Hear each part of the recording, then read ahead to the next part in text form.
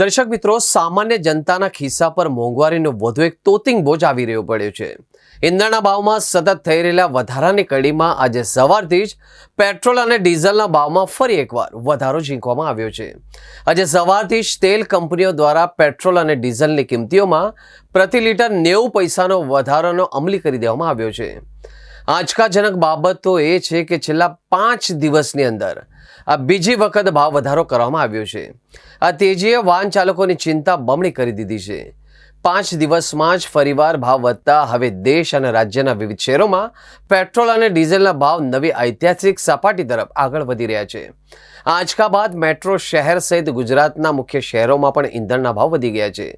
એક તરફ ખાદ્ય તેલના ભાવ ₹2700 પાર પહોંચી ગયો છે, તો બીજી તરફ 5 દિવસમાં જ 2 વાર પેટ્રોલ ડીઝલ મોંઘી કરી દેવામાં આવ્યું છે. આમ જનતા હવે વાહન ચલાવવા કે રસોડું સંભાળે મોંઘવારીના ડબલ એટેકથી મધ્યમ વર્ગ ત્રાહિમામ પોકારી ઉઠ્યું છે.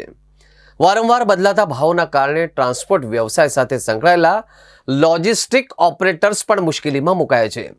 દર્શક મિત્રો, વ્યાપારીઓનું કહેવું છે કે ડીઝલ એ અમારું મુખ્ય ઈંધણ છે.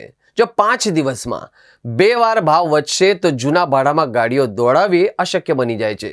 અમારે ના છૂટકે નૂર ભાડામાં એટલે કે ફ્રેટ રેટ્સમાં વધારો કરવો જ પડે છે.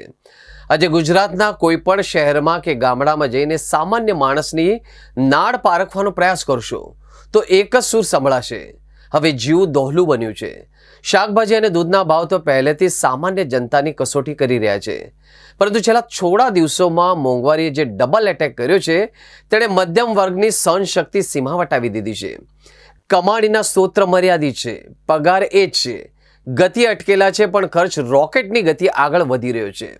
સામાન્ય માણસ હવે માત્ર પોતાના ઘર ખર્ચના બજેટના તૂટેલા સાંધા સાંધવામાં જ આખી જિંદગી વિતાવી રહ્યો છે.